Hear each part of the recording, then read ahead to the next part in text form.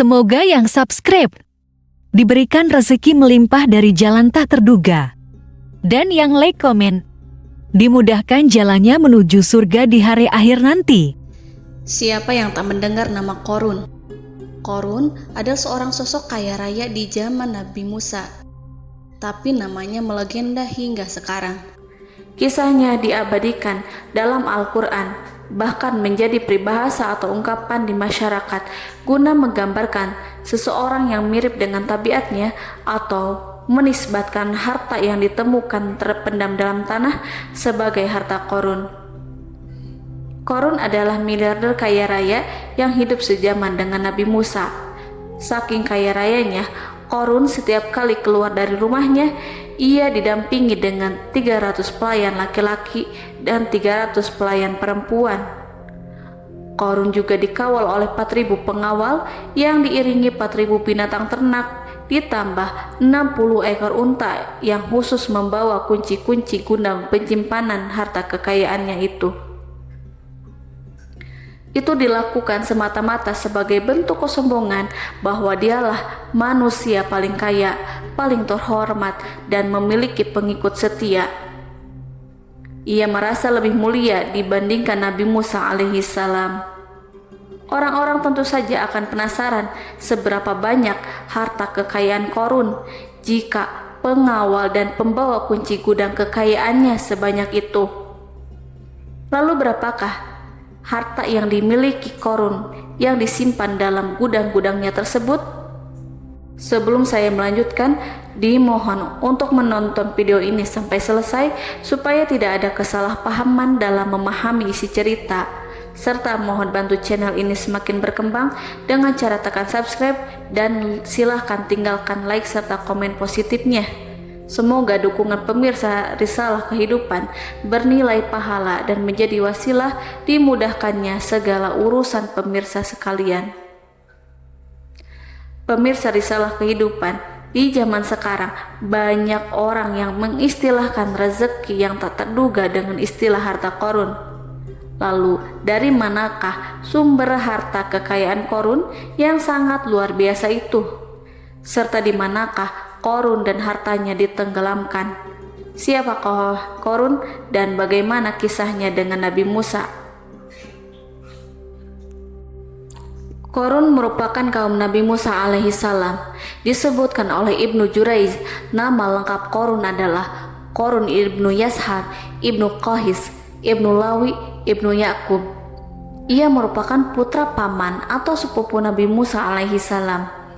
Pasalnya, Nabi Musa alaihissalam sendiri adalah putra Imran, sedangkan Imran adalah putra Qahis. Dengan kata lain, Qorun masih satu kakek dengan Nabi Musa alaihissalam, yakni kakek Qahis. Ia adalah umat Nabi Musa yang taat. Tidak hanya memiliki banyak harta, Qorun juga termasuk orang yang cerdas dan berilmu. Ia menguasai ilmu duniawi dan ilmu ukhrawi, dan tercatat bahwa Qorun adalah ahli di bidang kimia. Dirinya tercatat sebagai ahli kitab Taurat setelah Nabi Musa. Kepandaian Qorun dalam ilmu agama membuat dirinya sering disebut dengan ilmu nawir atau orang yang memberi cahaya dan penerangan. Suaranya terkenal merdu dalam membaca kitab Taurat. Selain itu, Qorun juga lihai dalam berbisnis. Ia mengetahui trik investasi yang menguntungkan serta jalur perdagangan internasional yang strategis di zamannya. Kekayaan Qorun begitu banyak sebagaimana tercatat dalam surat Al-Qasas ayat 76. Sesungguhnya Qorun termasuk kaum Musa, tetapi dia berlaku aniaya terhadap mereka. Kami telah menganugerahkan kepadanya pembendaharaan harta yang kunci-kuncinya sungguh berat dipikul oleh sejumlah orang-orang yang kuat. Dalam riwayat Khaisamah disebutkan, untuk mengangkut kunci gudang kekayaan Qorun dibutuhkan 60 bigol atau sejenis kuda kecil. Ukuran kuncinya sebesar jari, bahannya terbuat dari kulit dan setiap kunci digunakan untuk satu gudang. Maka keluarlah Qorun kepada kaumnya dalam kemegahannya. Para ulama tafsir menjelaskan Qorun keluar dengan baju mewah diiringi dengan 300 gadis berbaju merah dan 4.000 kendaraan kuda. Tak heran iring-iringan Korun itu mengundang decak kagum mereka yang gandrung terhadap harta kekayaan. Sebagaimana yang terekam dalam Al-Quran, moga-moga kiranya kita mempunyai seperti apa yang telah diberikan kepada Korun. Sesungguhnya ia benar-benar mempunyai keberuntungan yang besar. Quran Surat Al-Qasas ayat 79. Namun tak sedikit kaumnya yang mengingatkan, dan ingatlah ketika kaumnya berkata, "Janganlah engkau terlalu bangga. Sesungguhnya Allah tidak menyukai orang-orang yang terlalu membanggakan diri atau disebut farihin." Sebagian ulama menafsirkan istilah farihin di sana juga berarti takabur atau zolim, berbuat kerusakan, arogan, dan tidak mau bersyukur terhadap nikmat. Korun dikisahkan memiliki ribuan gudang yang berisikan emas dan perak. Bila keluar rumah, Korun selalu berpakaian mewah dan dikawal oleh 600 pelayan.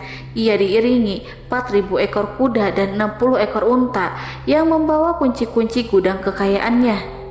Namun sayang seribu sayang, Korun kemudian membangkang pada Nabi Musa dan menjadi pengikut setia Fir'aun. Mengenai dari mana asal-usul kekayaan Korun, ada beberapa riwayat yang memberitakan tentang asal-usul kekayaan Korun tersebut.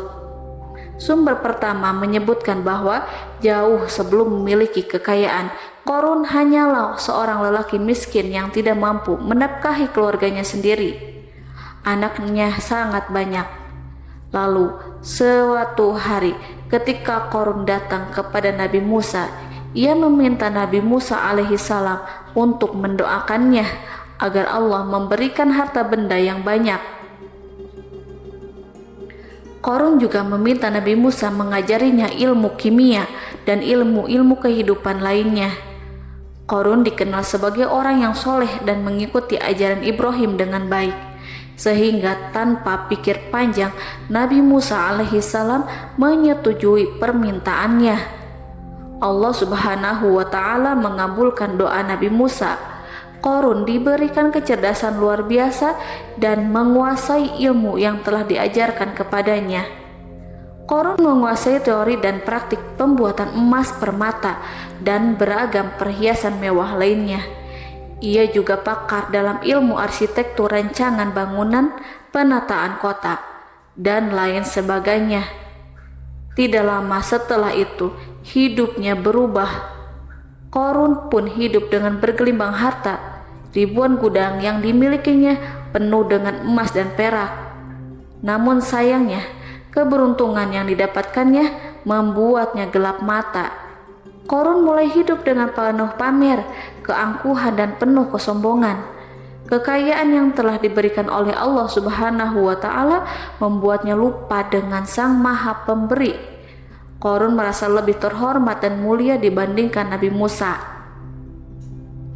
Ia pun akhirnya membelot dan durhaka pada Nabi Musa. Ia mengingkari janji-janjinya dahulu dan beralih menjadi pengikut Fir'aun yang setia. Loyalitas Korun terhadap Fir'aun membuatnya diangkat menjadi kepala mandor yang membawahi ribuan pekerja. Dikisahkan bahwa Korun bersikap semena-mena terhadap para pekerja.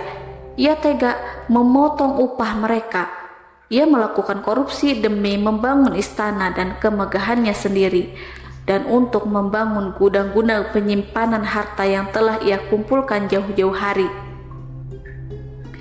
Ketika datang perintah zakat, Nabi Musa alaihissalam pergi menemui Korun dan memerintahkannya mengeluarkan zakat sebesar 1 dinar dari setiap 1.000 dinar, 1 dirham dari setiap 1.000 dirham, 1 kambing dari setiap 1.000 kambing, dan seterusnya. Setelah Korun menghitung seluruh hartanya, ternyata jumlah zakatnya sangat besar. Kekikirannya pun mulai menghalangi hatinya untuk mengeluarkan zakat.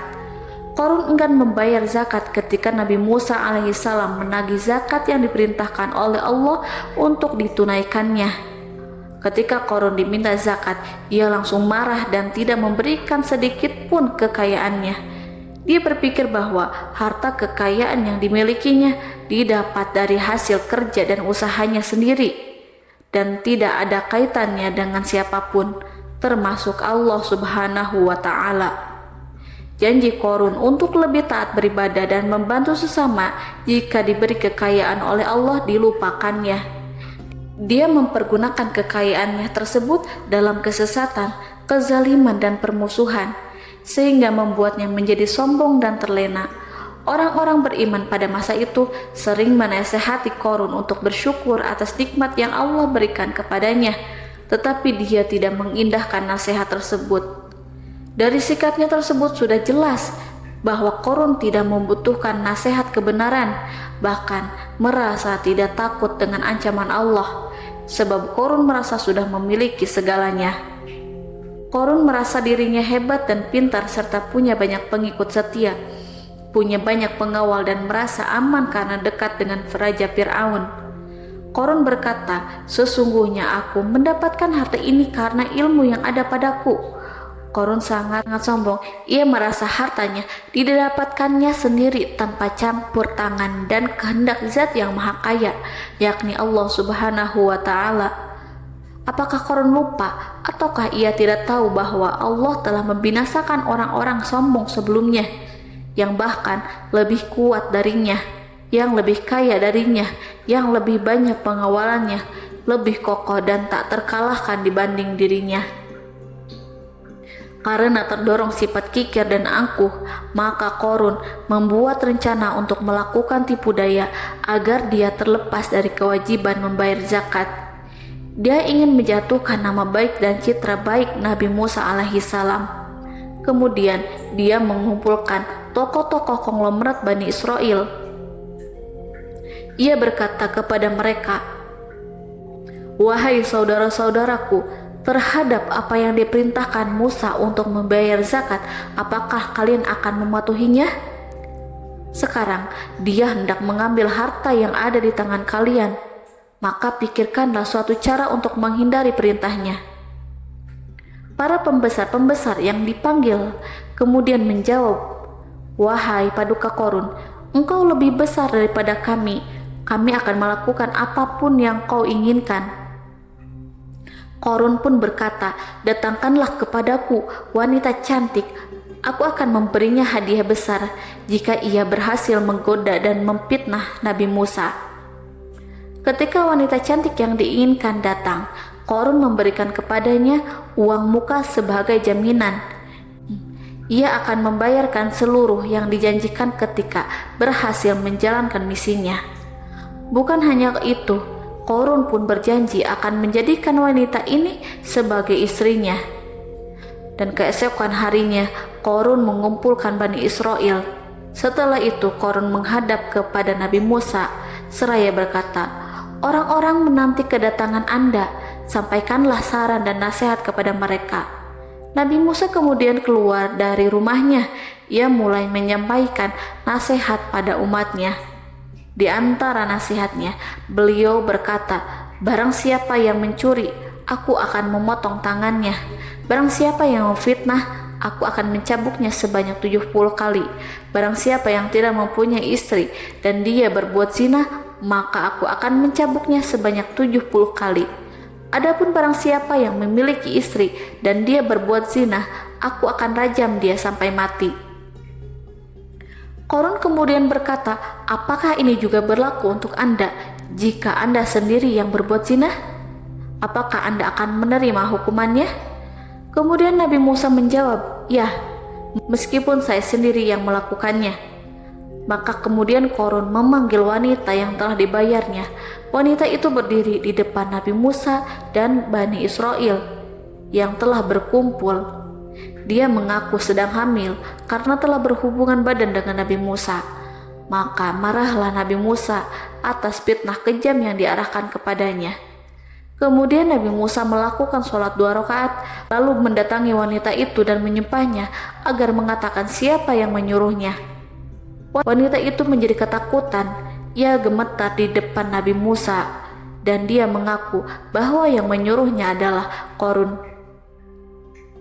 Lalu wanita itu bertaubat dan meminta maaf kepada Nabi Musa. Seketika Nabi Musa bersujud seraya berdoa kepada Allah untuk menimpakan azab kepada Qarun. Allah memberi wahyu kepada Nabi Musa bahwa bumi telah dijadikan tunduk kepada perintah Nabi Musa. Kemudian Nabi Musa berkata kepada bumi, "Wahai bumi, telanlah Qarun beserta kekayaannya, habiskanlah semua." Kala itu Allah menurunkan wahyu kepada Nabi Musa alaihissalam untuk memerintah bumi apapun yang diinginkannya. Begitu Nabi Musa alaihissalam datang dengan wajah sangat marah, barulah Qarun merajuk, "Wahai Musa, sayangilah aku." Sementara Nabi Musa alaihissalam tak bergeming. Beliau lantas berkata pada bumi, "Wahai bumi, ambillah mereka." Seketika rumah Qarun mulai bergetar. Qarun dan antek-anteknya mulai dibenamkan hingga bagian lututnya. Rumahnya ikut turun sedalam lutut. Qarun kembali merajuk, "Sayangilah aku Musa." Rumahnya kembali berguncang.